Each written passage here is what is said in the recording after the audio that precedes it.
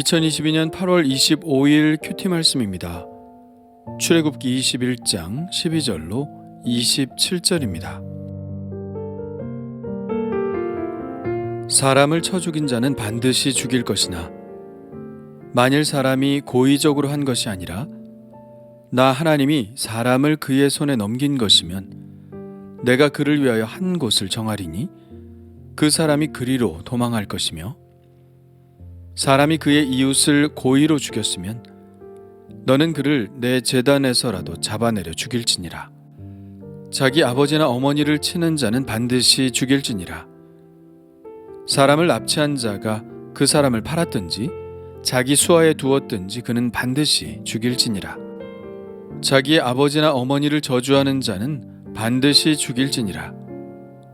사람이 서로 싸우다가 하나가 돌이나 주먹으로 그의 상대방을 쳤으나 그가 죽지 않고 자리에 누웠다가 지팡이를 짚고 일어나 걸으면 그를 친 자가 형벌은 면하되 그간의 손해를 배상하고 그가 완치되게 할 것이니라.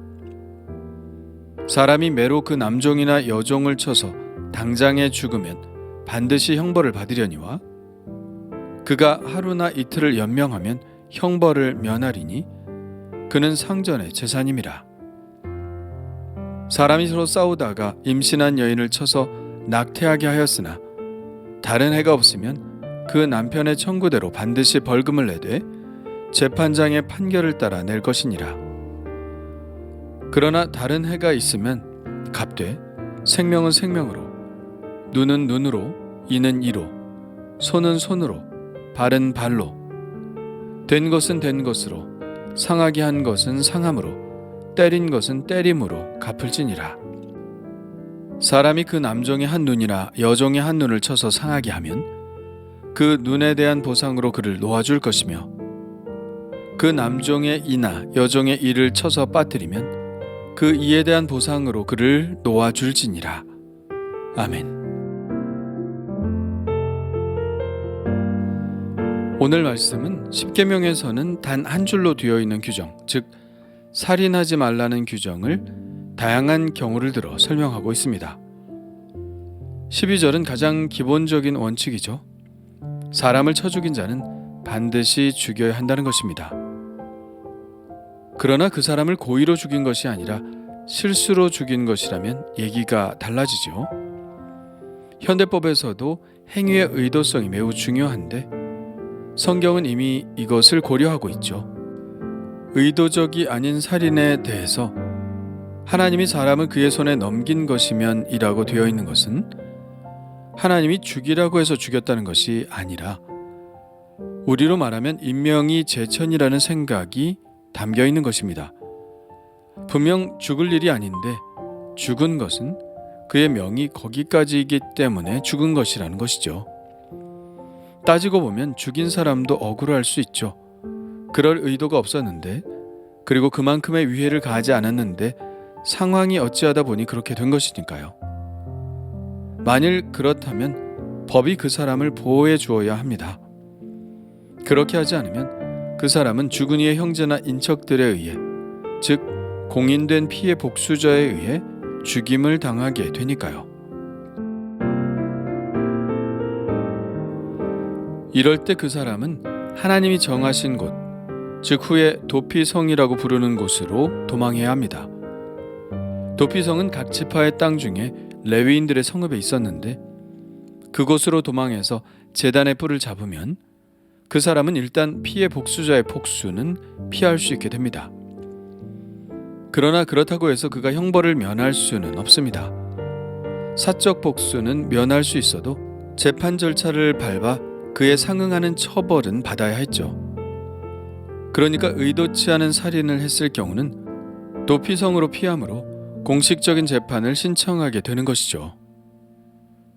그런데 14절의 말씀처럼 고의로 사람을 죽였음이 분명한데도 도피성으로 피하는 경우가 있습니다. 열왕기상에 나오는 요압이 그랬죠. 그는 제단의 뿔을 잡았으나 오늘 말씀대로 솔로몬은 그를 그곳으로부터 끌어내어 죽였습니다. 그가 이스라엘 군사령관 아브넬과 유다의 군사령관 아마사를 칼로 죽인 것이 명확했기 때문입니다. 이 두 경우 모두 어쩔 수 없는 전쟁의 상황에서 그렇게 한 것이 아니라 그의 왕 다윗이 분명히 죽이지 말라고 했는데도 불구하고 그가 사적인 감정으로 그렇게 했던 것이죠. 사형을 집행해야 하는 케이스 중 가장 중하게 여긴 것은 부모의 위해를 가한 경우입니다. 부모를 때리는 경우 반드시 이유 여하를 묻지 말고 죽이라고 되어 있고 17절에는 저주만 해도, 그러니까 욕을 하기만 해도 죽이라고 규정하고 있습니다. 유대인들은 말을 매우 중요하게 생각했는데요. 유대인들은 저주를 결코 빈말로 생각하지 않았습니다. 실제로 영향을 끼치는 행위로 보았죠. 그래서 말로 하는 저주도 부모를 치는 것과 같이 사형에 해당되는 죄로 본 것입니다. 사형을 집행해야 할 범죄 중 또 하나의 경우는 사람을 납치한 경우입니다.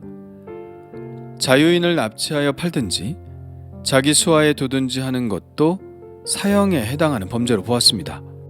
10계명 중 제8계명인 도둑질하지 말라는 계명도 실은 사람을 납치하지 말라는 계명이었을 것이라고 학자들은 추정을 합니다. 당시에도 사람을 납치하여 외국에 파는 경우가 빈번했을 것입니다. 요셉도 그렇게 애굽으로 팔려갔었죠. 자국 내에서는 자국민을 종으로 삼지 못했으니 당연히 외국에 팔았을 것인데 다른 물건들보다 사람이 값을 많이 받을 수 있었습니다. 이것은 하나님께서 이스라엘을 종되었던 애굽 땅에서 해방시킨 것과 전혀 반대로 가는 것이죠. 그러므로 하나님은 그런 행위를 허용하실 수 없었습니다. 이 인신매매는 살인과 같은 매우 악한 행동으로 보아 사형에 해당하는 범죄로 규정하고 있습니다. 살인에 이어 18절부터는 상해에 관한 규정들이 나와 있습니다. 사람이 서로 싸우다가 돌이나 주먹으로 사람을 쳐서 죽지는 않고 자리에 누웠다가 지팡이라도 짚고 일어나 걸으면 일단 죽지는 않았기 때문에, 그리고 이것은 서로 싸우다가 일어난 상황이기 때문에 처벌은 하지 않았습니다. 그러니까 형사상의 책임은 면하게 해준다는 것이죠. 그러나 민사상의 책임까지 면할 수는 없었습니다. 그가 정상적으로 생활할 때까지의 손해를 배상하고 그가 완치될 때까지 그 비용을 감당해야 했습니다. 그렇다면 자기 소유의 종에 대한 상해를 입혔을 경우는 어떨까요? 종을 쳐서 그 자리에서 죽는다면 반드시 형벌을 받아야 합니다. 그렇다면 사형일까요? 그렇지는 않은 것 같습니다. 사형이라면 죽일진이라 라고 했을 것입니다. 정확히 규정하고 있지는 않지만 사형 외에 다른 형벌을 받았겠죠. 그러나 매를 맞고 하루나 이틀을 연명하면 형벌을 면할 수 있었습니다. 이것은 죽일 의도를 가지고 그렇게 하지 않았다는 것이기 때문이기도 하고, 또 하나의 고려는 종은 주인의 재산이라는 개념이 있기 때문입니다. 이것이 당시의 통념이고 일반적인 생각이었죠. 그러나 오늘 말씀의 마지막 부분에는 종의 상해에 대한 추가 규정이 정해져 있습니다. 주인이 남종이나 여종의 눈을 상하게 했다면 눈에 대한 보상으로 그를 놓아주어야 했고, 이를 빠뜨렸을 경우도 마찬가지로 종을 놓아주어야 했습니다. 이것은 당시 사회적 통념과는 달리 종에 대한 인권을 보장하는 하나님만의 새로운 관점이라고 볼 수 있겠죠.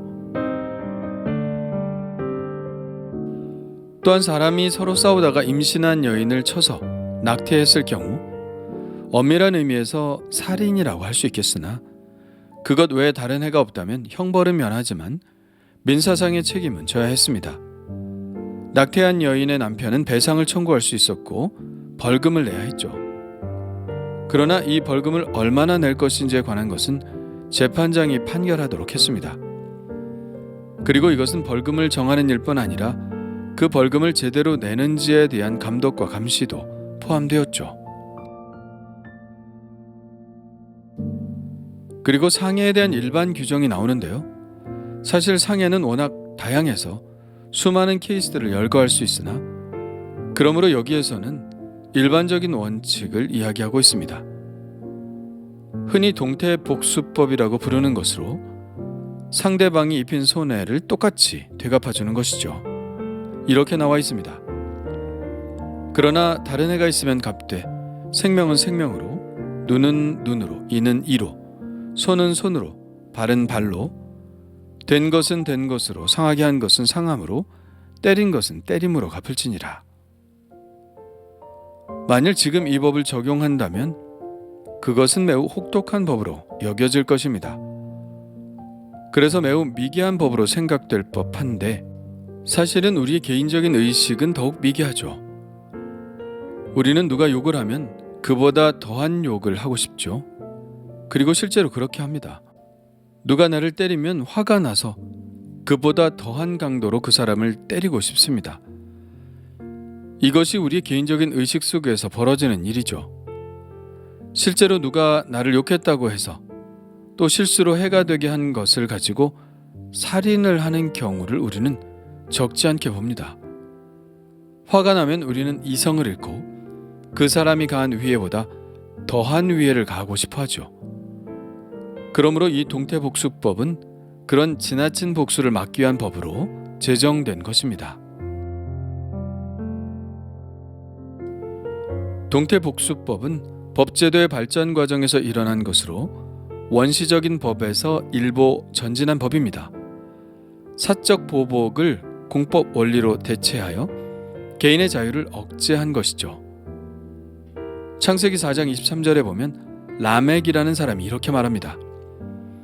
라멕의 아내들이여 내 말을 들으라. 나의 상처로 말미암아 내가 사람을 죽였고 나의 상함으로 말미암아 소년을 죽였도다. 가인을 위하여는 벌이 7배일진데 라멕을 위하여는 벌이 77배이리로다. 이것이 바로 동태복수법이 나온 이유이죠. 이렇게 사적 보복을 공법 원리로 대체한 것뿐만 아니라 법 앞에서 만인의 평등을 지켜주는 법이 바로 이 동태복수법입니다. 여기서는 체형을 벌금형으로 바꿀 것을 고려하고 있지 않은데요. 만일 그런 규정이 있다면 부자들이 가난한 자들보다 더 큰 혜택을 받아 남의 권리를 침해하고도 돈을 내서 편리하게 책임을 면할 수 있게 되겠죠. 이 법은 그것을 막음으로써 사람의 신체에 위해를 가하면 자기도 그렇게 될 수 있다는 경각심을 주는 법입니다. 그런데 예수님은 이것에 관해 어떤 말씀을 하셨을까요? 이 동태복수법을 넘어서는 말씀을 하셨죠. 또 눈은 눈으로 이는 이로 갚으라 하였다는 것을 너희가 들었으나 나는 너희에게 이르노니 악한 자를 대적하지 말라. 누구든지 내 오른편 뺨을 치거든 왼편도 돌려대며 또 너를 고발하여 속옷을 가지고자 하는 자에게 겉옷까지도 가지게 하며 또 누구든지 너를 억지로 오리를 가게 하거든 그 사람과 심리를 동행하고. 이것이 바로 그리스도인들을 박해하는 세상 속에서 그리스도인들이 세상을 대하는 방식이었습니다. 이 세상을 바꾸고자 하는 자가 취해야 할 태도이죠.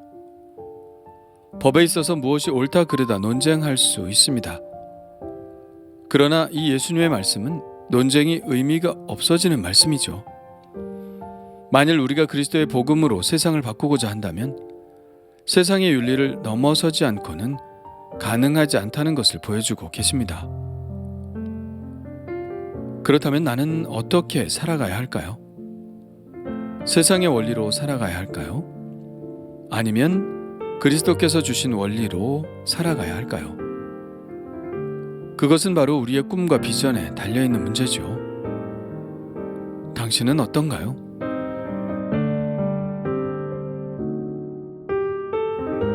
주님 감사합니다.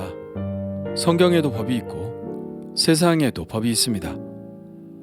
법은 사회적인 약속이니 그리스도인으로서 이 약속을 범하지 않게 하옵소서.